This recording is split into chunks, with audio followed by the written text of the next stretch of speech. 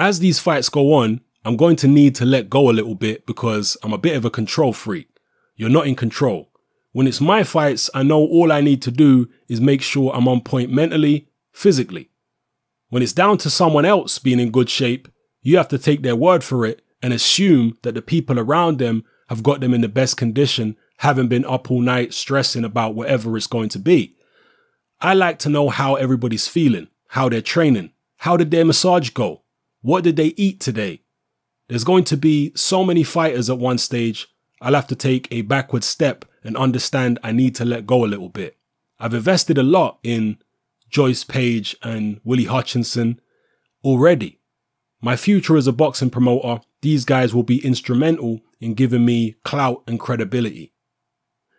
Those are the words of David Haye, talking about his stable of professional fighters, saying that his control freak nature is going to have to be reined in.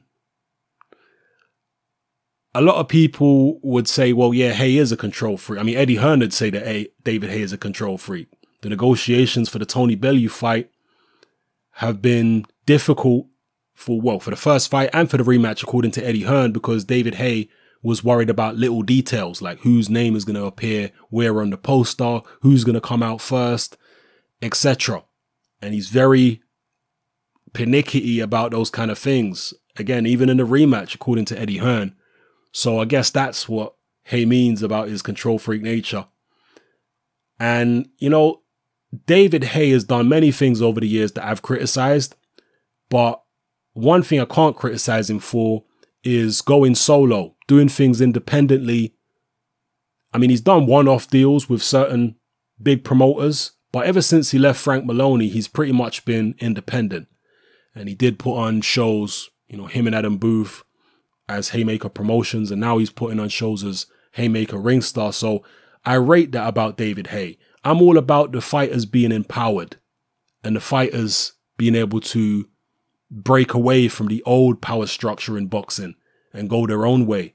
And I've always felt as well that fighters who turn themselves into promoters tend to treat fighters better than the old guard of promoters who had never laced up a pair of boxing gloves in their lives. We've seen that with De La Hoya. Generally, De La Hoya treated fighters better than the previous generation of promoters in the United States. And I'm hoping we're going to see the same with David Haye and his stable of fighters. I remember when they initially had the Haymaker Promotions thing going on with Adam Booth, they had a bunch of fighters like David Price, so on and so forth.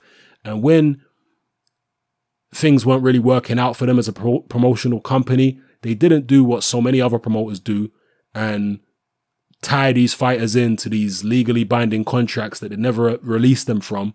No, they let them go. Even though they could have made them stay, they let them go. So I like to see that kind of thing from the Haymaker. Fighters, because of the fact that they've been through so much, they understand the blood, sweat and tears. They also understand how dirty the game of boxing is and how many sharks there is in the game. So promoters who have been fighters themselves tend to be a bit more empathetic towards other fighters. Anyway, those are just my thoughts on David Haye taking a back seat, being a little bit less of a control freak. We'll see how it works out, because obviously he's a man with an ego. He wants success, but at the same time, he wants to treat his fighters well. So we'll see how it pans out. Let me know what you think in the comment section below. How well will David Haye do as a promoter? The fact that he's so seemingly close to his fighters is a good thing, as long as he don't become overbearing. You know, I do like the family vibe that he has with trainer Ismail Salas and the tight-knit group of fighters he has at the moment. It's got a family vibe to it, and normally good things come out of those type of situations, as long as you got the necessary talent, obviously. So, yeah, let me know how you feel, people. It's happening. I'm out.